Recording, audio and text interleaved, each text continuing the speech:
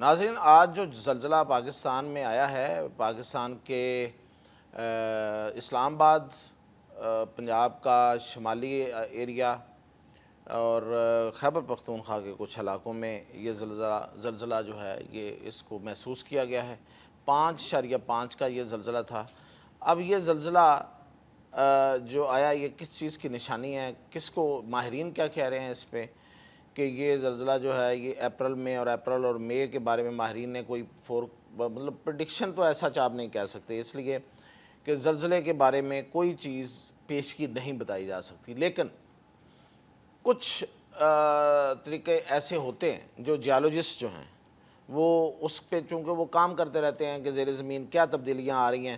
تو انہوں نے کچھ نہ کچھ اس میں اندازے لگائے ہوتے ہیں، اور اکثر وہ اندازے جو ہیں وہ ٹھیک ثابت ہوتے ہیں۔ جیسے کہ جو آزاد کشمیر کا زلزلہ 2008 میں آیا تھا، تو وہ زلزلہ جو تھا وہ اتنا اس سے پہلے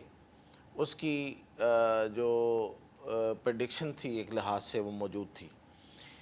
امریکی جیولوجیکل ڈپارٹمنٹ نے یہ بتایا ہوا تھا کہ میگنیٹک فیلڈ ایسا بن رہا ہے اس ایریا میں کہ ایک بڑا زلزلہ آ سکتا ہے۔ تو اب جاپان کے ماہرین نے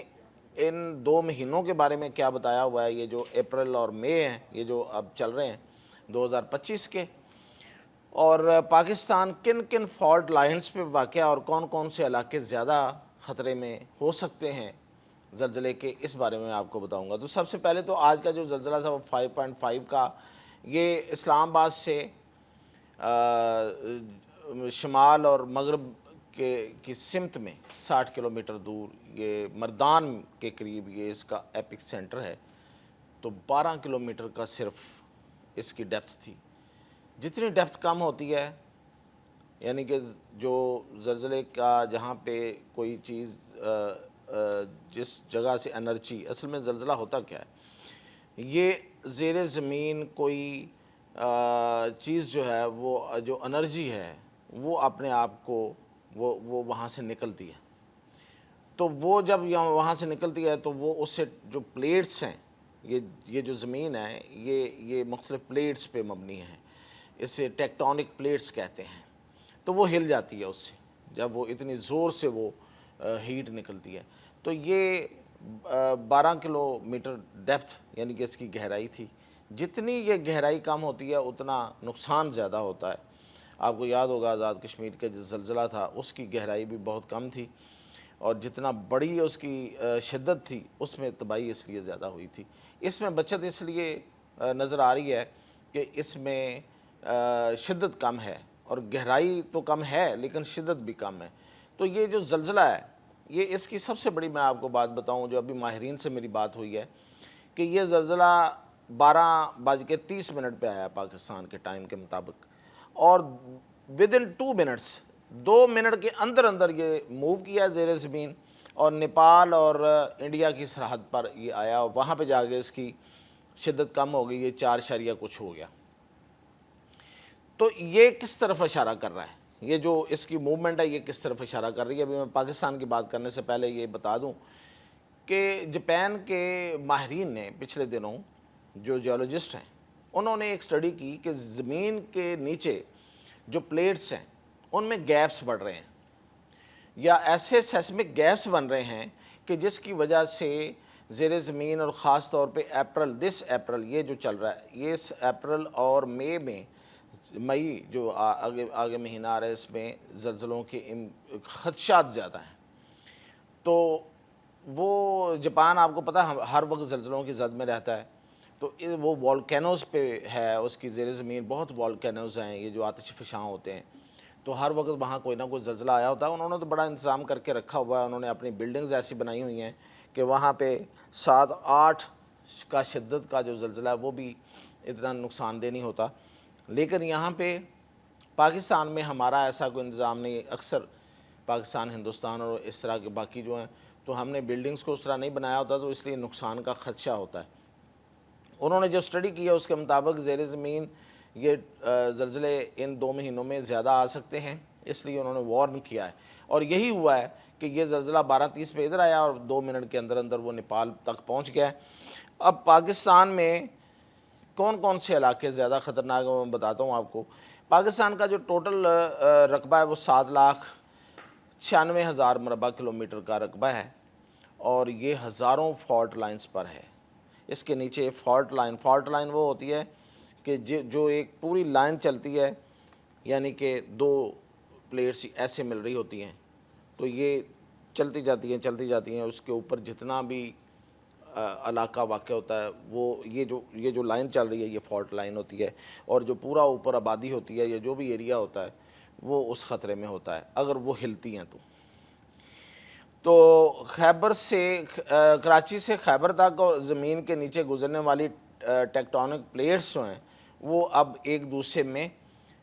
دنسنا شروع ہو گئی ہیں۔ یہ ماہرین نے اس کا بھی اندازہ لگایا، اور اس کی وجہ سے وہ یہ کہہ رہے ہیں پاکستان کی یہ جو پاکستان کا پورا ایریا جو ہے اس کے نیچے دو ٹیکٹونک پلیٹس ہیں، ایک کا نام ہے یوریشین ٹیکٹونک پلیٹ اور ایک ہے ایشین، تو دونوں جو ہیں یہ ایک دوسرے میں دنسنا شروع ہو گئی ہیں، تو اس کی وجہ سے 4 ملی میٹر کہتے ہیں کہ یہ سلائڈ کیا ہے انہوں نے، تو اس کی وجہ سے جو سب سے زیادہ خطرے میں علاقے ہیں میں ان کا پہلے نام بتاتا ہوں، وہ ہیں اسلام آباد، کراچی، حیدرآباد، گوڈانی، گوادر، پشاور، ایبٹ آباد، مانسیرہ، بالا کوٹ، کوہستان، لاہور، فیصل آباد، کوئٹہ، گلگت، مظفر آباد، وادی نیلم، راولہ کوٹ، کوٹلی اور چترال۔ اس میں سب سے زیادہ زلزلے آ سکتے ہیں، سب سے زیادہ خدشات ہیں، اور یہ ان علاقوں کے نیچے جو پلیٹس ہیں وہ میں نے بتایا کہ 4 ملی میٹر جو ہیں وہ سالانہ کے لحاظ سے ہر سال 4 ملی میٹر ایک دوسرے میں دنس رہی ہیں، تو اس کی وجہ سے یہ واقعہ یہ جو زیر زمین جو ایکٹیویٹی ہے وہ زیادہ ہو رہی ہے۔ اچھا جی، اب اسلام آباد جو ہے وہ نہایت ہی ایک خطرناک فالٹ لائن پہ ہے، اس فالٹ لائن کا نام ہے مین باؤنڈری تھرسٹ اس کو کہتے ہیں، اور اس وجہ سے اسلام آباد کے بھی کچھ حصے بہت زیادہ خطرے میں ہیں، وہ میں آپ کو بتا دیتا ہوں، مثلا ایوان صدر، وزیر اعظم ہاؤس، وزیر اعظم سیکریٹریٹ، پاک سیکریٹریٹ یا پاکستان کا جو اسلام آباد کا جو سیکریٹریٹ وزارتیں ہیں جہاں پہ دیگر، اور اس کے علاوہ 24 علاقے ہیں اس کے حساس علاقے جو اسلام آباد کے وہ ویسے بھی حساس علاقے ہیں اور اس لحاظ سے بھی حساس ہیں کہ وہ اس پہ ہے، اس لائن پہ ہے، اور اس کو روات فالٹ لائن بھی کہا جاتا ہے،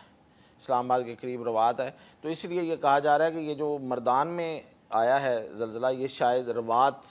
فالٹ لائن پہ زلزلہ ہے۔ اب یہ اس پہ ماہرین بتائیں گے، فوری طور پہ تو نہیں بتا سکتے۔ تو پاکستان جو ہے یہ ٹوٹلی 19 زونز پہ مشتمل ہے، اور اس میں نیسپاک کی تحقیق کہتی ہے کہ 7 زون جو ہیں وہ بڑے خطرناک ہیں،